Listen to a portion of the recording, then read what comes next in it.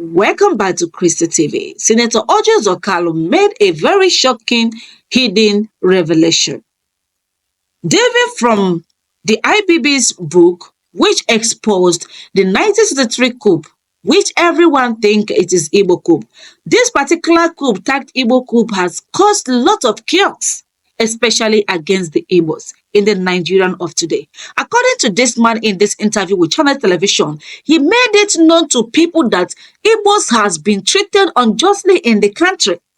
That's in fact, forget that they are all keeping quiet and they know what they are passing through in this country called one Nigeria. According to him, he equally said that even the way Igbos are being treated in politics, in the government house, that it is open, known to everybody. Nobody wants to associate with Igbos. Nobody wants Igbos to rule this and that, that and this. This man exposed so many things, even the ones that are not contained in this IBB coup. I will allow you guys to watch the details that this man said in this interview. Don't forget to subscribe, turn on notification button, and don't forget to drop your own opinion in the comment section. Watch the rest of the video, don't skip any parts. IBB book launch and some of what came out of that book. And of course, yesterday we had Senator Olusola Adeyeye, who was incidentally was the chief whip before you, was the chief whip in the 8th Senate. You were the chief whip in the 9th Senate. And he said a lot of things about the IBB era. And when he was in the House of Reps, the third time, you had your own issue with Obasanjo third term, and you had your own issue with Obasanjo. And some of those things that Professor Adeyeye said about on this program, about the third time agenda and what went down. In the benefit of hindsight and reflecting on those years, you were governor, a second-term governor, when Obasanjo was also second-term president, and that time that it was rife, the agitation about the debate over the third time. What would you remember majorly at that period? Like what? Tell us. Like what? You are not asking the you are just talking to yourself. No, really? You are talking to yourself. I'm asking you a question, except you are dodging from answering. No, you have not asked me any question. I'm asking about the third time agenda. Oh, the third time. There was a reflection by Senator Adeyeye on this program about I didn't some of the politics and how I didn't watch what Senator Adeyeye democracy. I can't comment on what Senator Adeyeye on the Babangida's book. I think Nigerians are very unfair to Babangida. Really? Yes, because Babangida came out. When I said that the story is not complete, I wanted President Babangida to write more of the stories. But the story has not finished. Because it just looked that maybe Babangida is trying to tell you a story. No. There are more to the story. There are officers who ask Babangida, no, you cannot hand over to this man. There are people. This is why we needed. Nigerians are not very fair to Babangida. He came out on his own to say things that nobody ever said. That we could have respected people to say things he said. For example, what he said about the Igbos. That the military coup was not Igbo coup. And people have held the Igbos on ground for this particular sin, which they never committed. Major Kaduna Nzogu never spoke Igbo, although he's from Igbo land. He was born and bred up in Kaduna. And his name was Major Kaduna Nzogu. And he was just a forthright officer who wanted a new Nigeria, and with other people. Even people you think, let me be honest with you, President Obasanjo was part of the coup. But he exonerated himself as normal. If you ask military leaders, most of those top military people knew about the coup. He came from India, not Ampa. He came from India. How will he have not known about the coup? And he came back to Nigeria from his school to back to Nigeria. So most of them knew. It was when few officers refused to do what they're supposed to do that it became a problem. Few officers didn't do what they're supposed to do. If they have gone ahead to execute the coup in eastern Nigeria, execute it here and there, there'll be no problem. So some people either developed cold feet or found another strategy. When you say some Nigerians are not fair to IBB, are you referring to the Abacha family who are aggrieved? No. I'm just not a moment, talking, sir. Just a moment, sir. Are you referring to MK Abiola family, or you are referring to those who were incarcerated and those who were jailed and spent many years in prison, and those who lost their life? Family of those who lost the Vasta family and the rest. When you say Habibi is not people are not PFC, what do you mean? Come out to put things in writing, open up wounds so it could be closed. This is what Babangida did. It's almost nearing 80. Is it closing or is no? According to some of them, they felt that he opened up those wounds and they're now looking fresh. Let me tell you, this is why that more military people that were there should talk about. There should be second part of the book, because if we mention only one name or two names, or there is not interested, they should go all hog and tell Nigerians the truth. Because I know the top military men, Babangida should write the second book. I know that Babangida was in danger. Babangida was in danger throughout this period. If you remember the way he left power, you will know something was wrong. He spent 9 years plus. Yeah, no. I mean, at the late hour. At the tail, Yes, you know. What could have stopped him from handing over to Abiola? Well, I don't know, because I'm not a military man, but I know something was wrong. So when you exonerate him in that manner, for those Nigerians... No, I'm not saying he's exonerated. He has his own life to live. But I say Nigerians are not fair to him. This man had came out openly to confess this is what happened, strengthening the history. I'm talking on the point of where he has exonerated the Igbos. So you imagine that he should be commended. Listen to me, he should be commended. Let me tell you the truth. Where he has exonerated the Igbos. Because the rest of the country have held battles against the Igbos. Forget people like us that you see the face of Nigeria. You see us, we represent what Nigeria should be. We don't know Igbo, we don't know Hausa, we don't know Yoruba. We only know Nigeria. Forget about it. They have maltreated our people in this country because of the Civil War, which offense we never committed. I knew nothing about the Civil War. I've suffered about the Civil War. Many Igbos, many of my brothers and sisters have suffered because of the Civil War. In what way do you think none of the generals was able to come out and say Igbos never participated in this. In what way would you say Igbos have suffered because of the alleged tagging of an Igbo coup? Because that was are you the one asking me this question? No, I'm asking because are you not a Nigerian? Full-blown Nigerian. But the question I'm asking, you were saying, just let me tell you, you said that Igbos have suffered about 50 years ago. Petrochemical supposed to be a part of Abia State, and they remove it. I have the extract of the Council of State. They remove it. A lot of are you not why are you this? Come on, you must tell yourself the truth. I'm just asking you the question. No, because also tell yourself the truth. There are also. Are you the one saying just for a moment, sir? Just for a moment, sir. When last you made Igbo man to sensitive position in this country, people, because they say that Igbos planned the coup, people were afraid. So you imagine that there is a kind of distrust. Yes, of course. Politically speaking. Politically, economically, socially, everything. Some of us keep quiet, not because we don't know what to say. We just keep quiet, let the sleeping dog lie. Not because we don't know what to say. You know the way people maltreat the Igbos in the polity. We don't want to be talking about this, because I think that in our schools, in everywhere, we should go back to write a history, full history of the Civil War, write a history of everything that Nigeria, that we should teach our children history in school. Otherwise, we will not heal.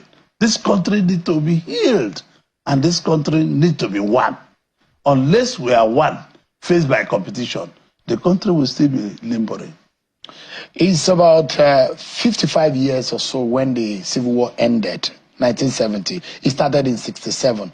You are as old as Nigeria. You were born in the same year Nigeria Yes. got its independence. Yes. In all of these years, there is this feeling that, well, there is marginalization of the Igbo man, and politically speaking, he's been sidelined. And perhaps there are those who are asking for a creation of state. But if the wrongs are to be corrected, in what ways? And you are a major voice in the national. You are playing the federal politics now. You are in the ruling party. Yes. The president is your friend. Yes. You were in the same class of governors of 1999 and 2023, 2003. But I'm asking you, I mean, there is a reason why I'm asking the question. Because if you are speaking to President Tinubu, for example, you can remind him of being in the same class, of being a governor in the first instance. So there is a sense of, there is a connection. Being a governor is not, he's my personal friend. So, yes, so it's not about governor. I known him before we became governor. So, but we're very close. If you know somebody on a certain level, you should be able to relate with them. Yes. And the question I'm asking is that if there are things that you think has made the Igbo man being relegated or marginalized, in what way do you think this can be corrected? You are playing as I've already spoken to President Tinubu, and this is not what I will tell you openly. He knows. I'll discuss it with him. After the IBB book, autobiography? Yes. So he knows. He knows. So it's not. Does it include that there should be a sixth Southeast state? Of course. Anambra state should be created. The sixth Southeast state is the only state that will be viable to be created in the Southeast. Anambra are Igbos, and they never said they are not Igbos. The sixth Southeastern state should be created. And they had to go to Anambra with some other states in nature and everywhere. They become a state. Delta rivers? Yes. Not rivers, but Delta mostly. There are some rivers, there are some Igbos who identify as Igbos also in no, you cannot just go to jump somewhere, go to the other place. You first do this side. And possibly. So there should be an Anambra state? There should be an Anambra state. To be forthright, there should be an Anambra state. Is that part of what you discussed with President Tinubu? No, but there shall be an Anambra state. What are those things you discussed? I cannot tell you. It's personal. Okay, it's a personal issue. So, yes. So no, I won't pry into that. You don't. But can you? Of course, I mean, I'm not asking you to discuss whatever it is that is personal between you and the president. But what are those things? The president is committed to bring justice to all Nigerians, not to some Nigerians. Did he accede to your request? No, you cannot tell me yes or no. But I'm telling you, the president is committed of bringing justice to all Nigerians. They want to address issues that affect every facet of this country. He's committed. Is it one of the reasons why there are those in the Southwest who thought that perhaps the reason why Peter Obi should be president, for example, to give the Igbos a place? No, I'm not going to discuss. Politically speaking. I'm not going to discuss that with you. No, you are discussing. Because, you are speaking for the Igbo nation tonight. Listen to me. I'm not going to discuss anything about Igbo president or Igbo this. You are not a very shy person. No, why are you shy tonight? No, I'm not shy. I cannot. But I'm telling you, you are afraid that I'm not going to discuss issues that are not supposed to be discussed. You told me before in an interview that there's a need for an Igbo presidency. And I still tell you there's a need for it. Up to today? Yes. So Igbos must present an acceptable candidate by all Nigerians. No one zone can make a president. No one. President Tinubu was not elected by Yorubas. He was elected by all Nigerians. When do you think the Igbo presidency is ripe? Well, in our party, we have only one presidential candidate now. And Tinubu has to do 8 years. And is that a must? It's not a must, but Nigerian people, you can see the rebased economy is coming down. You can see things are starting to trickle in. Manufacturers were seeing inventory in the warehouse, and cost of manufacturing was 23 and some percent in November, December, October. Today is about 18.2%. If you are going to be truthful as a businessman, yes. Are things better now running your business in Nigeria than it was a year and a half ago or 2 years ago? No. Let me tell you. Because of the immediate decision President Tinubu took, merging the dollar merging the PMS, FX window, yeah, the window, subsidy removal, and all this. It brought hardship to everybody. Not Nigerians, not only to me as a manufacturer or to other manufacturers, it brought to every Nigerian. Even the people living in the gutter were affected. And President Tinubu himself knows. But I've told you this story before, that my grandmother told me, before you sew a shirt I'm wearing like this, you have to bring the cloth. You see, most presidents have failed to make major decisions. This decision he made, the decision we should have taken like 40 years ago or 50 years ago. Because we are just living on bazaar basis.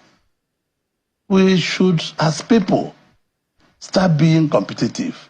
The states are not going to work unless we are competitive. You cannot be changing, you want to be like China, you want to be like Indonesia. These people are competitive. Every province in China is competing with the other. All the states have to be competitive. We have to be competitive. So people are, you can see now, people are no longer lying in their house and making money with our dollars. Petrol, people are no longer selling petrol. Let me tell you, the rebates is bringing, like today, the dollar is about 1,490 something or thereabout. It's going to go further down. Dangote refinery will do it. All the refineries are coming on stream, which because of importation, people have refused to do. But I also think that the government should privatize all the refineries in Nigeria. They have to go under privatization immediately, so that the money we are using importing fuel will be conserved. We need to go back to what we know best how to do, and that is agriculture. That's the only way we can be competitive. We cannot continue sharing money in the street of Nigeria.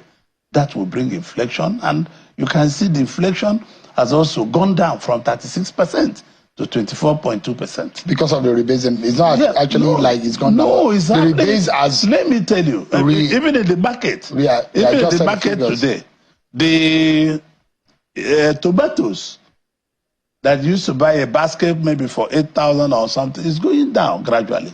These things are not rocket science. It's going to take years to put this economy. Mind you, we are having a bazaar economy. What do you mean by bazaar?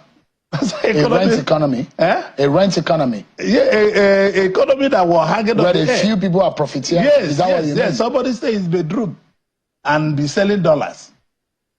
Somebody stay in his bedroom and be selling petrol across our border. Is that say operating? These are things President Tinubu say no, it's not going to happen again. Has it stopped? And mind you, yes, it stopped. Yes, of course. Mind you, to the extent of your knowledge, it's stopping. This president is not even doing politics. He have never told anybody he want to run election, he don't want to run election or election, but as a party, we have mandated him to know. We have given him vote of confidence. The NEC that sat gave him vote of confidence that was proposed by Governor of Imo State, seconded by and announced by Governor Ganduje, who is the national chairman of the party. So you can see things cannot get better in one night. Things can only get better where the man is committed. I'm very thankful to Nigerian Army, what they are doing, because and the other security agencies, the DSS, you see the DSS have changed. The Army is more professional now. I'm very thankful to them. And the police, the Inspector General of Police is basing. For example, you can see even the anti-corruption fight have gone professionally the way it should be. You can see now the new chairman of EFCC, what he did was to first took inventory in his house. I'm in the committee of EFCC. He went down the line to say, do you imagine that members, senior officers in the FCC before, if they know you that you have money, they will write petition against you. They will write the petition pretending it's Mr. Ojo or Mr. Okafor writing against you. They will come and be collecting money. I want the chairman to speak on this because this is the truth. But and he perhaps, was able to clean those set of people away. Perhaps what has not really changed is the attitude of you politicians. Senator, no. Just remember, tell me what attitude. For example, in the National Assembly, all of the monies and all. Imagine that the government has asked Nigerians to tighten their belt, but the question Nigerians are asking is, have you tightened your belts? Let me tell have you. Shehu, National Assembly do not control any money. I hope you know that. But you appropriate. We sign the budget and they go to the MDS and the ministries. For me, I have tightened my belt. But the humongous money that goes into serving and sustaining you lawmakers in Nigeria, the humongous so come on, let's stop saying that. Let's stop saying that. I know you are a rich man. No, but the fact remains that Nigerians spend a lot of money to service the National Assembly. Let me tell you, before, I was just thinking that this lawmaker seats, there's a lot of work going in there. I'm telling you the truth. Sometimes I don't go to my house at 10 p.m., 11, sitting in different committee meetings. So people take senators and House of Rep members for granted. And it's not supposed to be like that. We should be respected. We agree. We are not the one running the economy. Our duty is to make law. Another arm of the government will execute the law we have made. And the judiciary will also execute their job. People in government places and others don't obey court order. The Senator, the question is the imbalance. You are supposed to be the representative of the people. Sure. There is a huge number of poverty-stricken people of your country that you are representing. And then you get this amount of money to represent them. Have you asked yourself, what is the budget of National Assembly?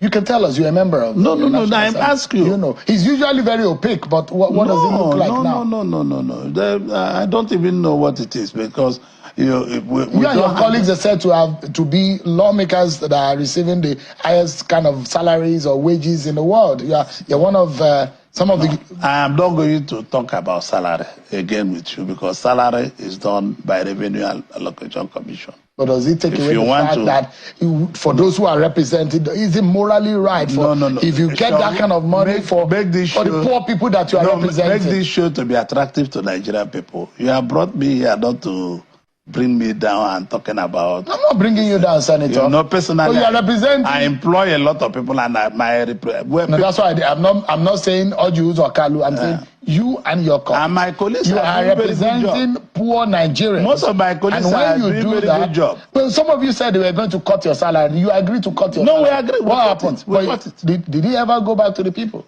No, where's the salary? Let me tell you, if you know how these senators and members of House of Representatives suffer. You know, they pay school fees, they pay clinic, they pay whatever in our constituencies. If I open my phone there for you, you'll be mad. You'll say, what are you still sitting down there doing? Because every member of the constituency is looking for a senator, a House of Rep, or House of. When they see the big vehicles that you and your colleagues take to represent them, but maybe the reason why they are asking for that. Sean, don't be saying this because I cannot respect a man like you to be saying this because you don't come to work with leg, and most of those cars are committee cars. So I don't know what Nigerians think. If Nigerians think the senators, the members of House of Representatives are just their problem, I'm sure they are not their problem. Okay, they are not their problem. Let's take a breather, Senator. I know you feel uncomfortable with the fact that what you earn, because you are a rich man, the money they give you in the National Assembly might not be a problem. But the average Nigerian think that maybe those who are serving them are getting too much, they are getting fat while they are getting slim. But we take a break, I don't everyone. think so. I don't think so, no. We take a break, everyone. But when we return, more conversation with Senator Orji Uzor Kalu, former Abia State Governor, on the capacity of President Bola Tinubu and his approach in handling the affairs of this country. We'll be right back after this break, everyone. Thank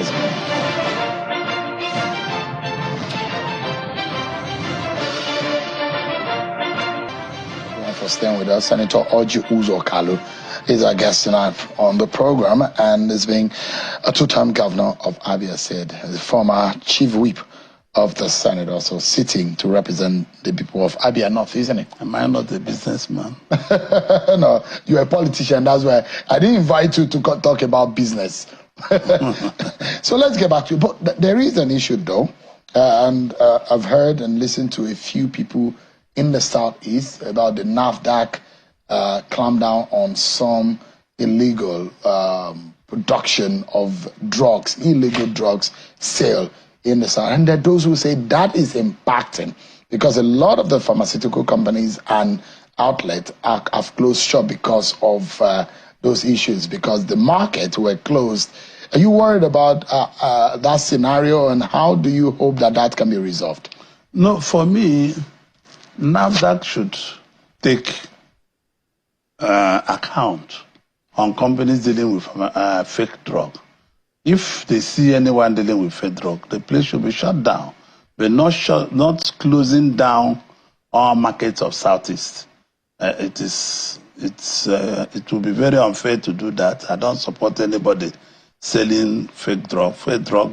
Selling of fake drugs is as good as committing suicide to people. So NAFDAC should be able to go do due diligence to the shop by shop, not going to wholesale close a place. The source of livelihood will be stopped. But I congratulate the woman for putting down her feet, but also she should know which one is fake and which one is not fake. What if you come and seal a shop or a warehouse? There are some fake drugs and not fake drugs. The due diligence has to be done on it and remove the fake and unfake. I've told pharmaceutical companies to stop selling fake drug. It's just that I'm a Christian to a heart. Otherwise, manufacturing of anything fake should carry death penalty. The people are supposed not to live, whether it's drug or food or anything or drinks. If you manufacture fake items, it's as well you want to kill the next person. But in Catholic Church,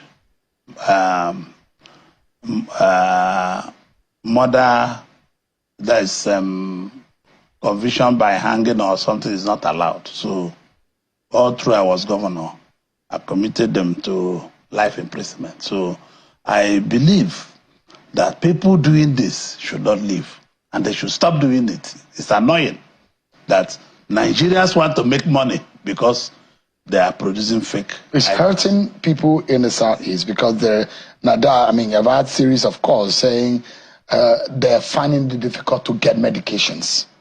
But then you ask yourself, shouldn't NAFDAC do, because fake drugs are killing people too. No, fake drugs are killing people. And so now, how do you then balance it? And that's why I'm asking. So I'm appealing to people dealing with fake drugs to stop.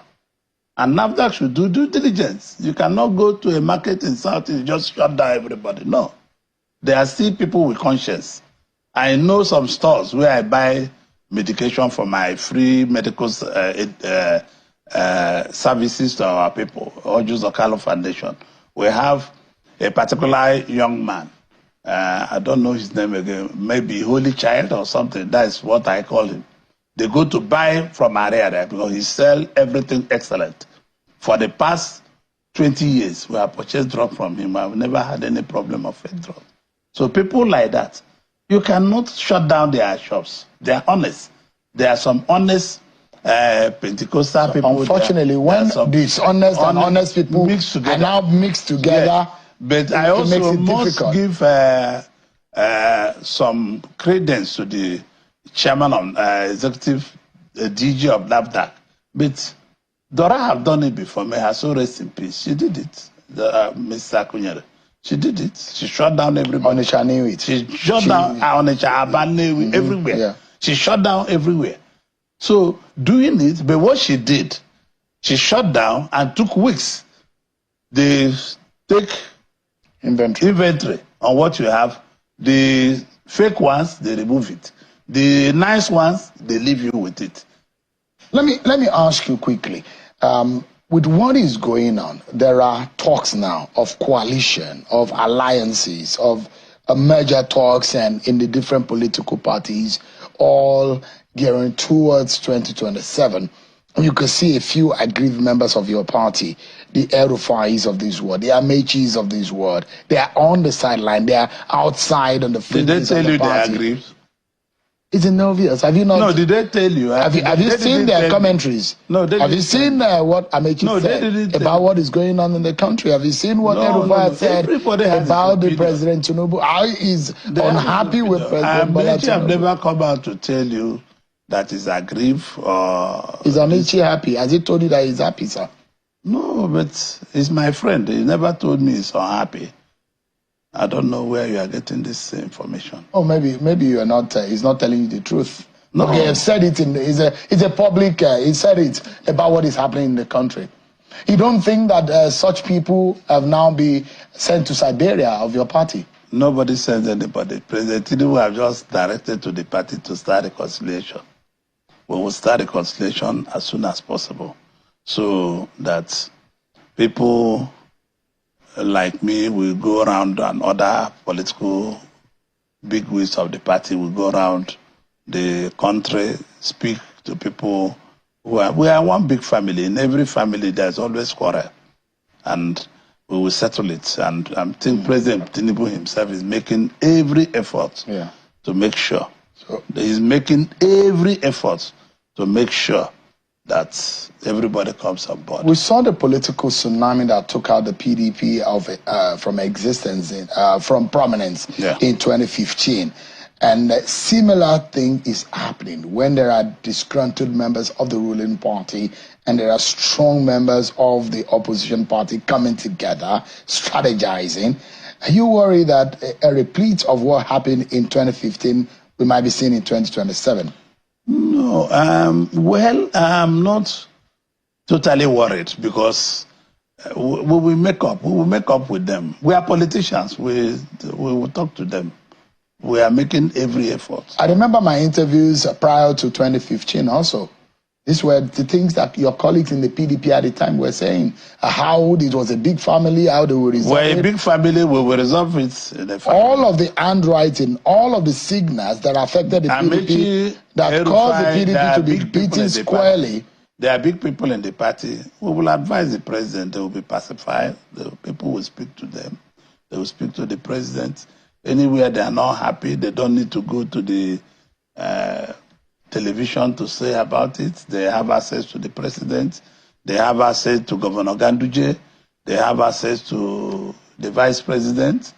They have access to secretary to government. They have access to most people that they have access to even the Senate president. They have access to the Speaker of the House of Representatives. They can speak to them and they will take their concerns. What they are pitching now is how uncomfortable things are in the country, the kind of suffering that Nigerian people are facing, and this has been the pitch of some of these disgruntled members of your party to the Nigerian people, and people is resonating with the Nigerian people, because those who are feeling the pinch and feeling the pain are also reacting about their pains. Sean, let me tell you, I honestly, I feel the pain myself. I've said this to you as an employee of labor. I feel the pains. I know the pains. But things have started. You ask yourself, what kind of economy did President Ahmed Tinubu inherited? How? Because this economy has been comatose for over 40 years. It's not caused by one president. People have refused to open up channel for competition. People said, like when I went to President Obasanjo to give me approval for a sovereign borrowing in 1999, to have a joint venture with Israeli company to do agriculture in Abia, to do hotels, to do airlines. We need 10 years have passed. We could have been over by now. When Okpara was premier, he had office in London.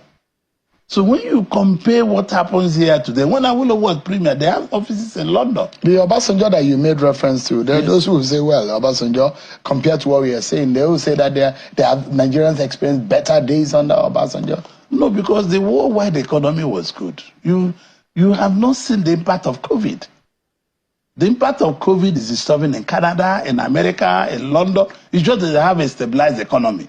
And those economy are economy where people are living on credit. If it's our economy that is based on cash and carry, that is not based on credit, people are feeling it because of this. Senator, if you talk about where the people in America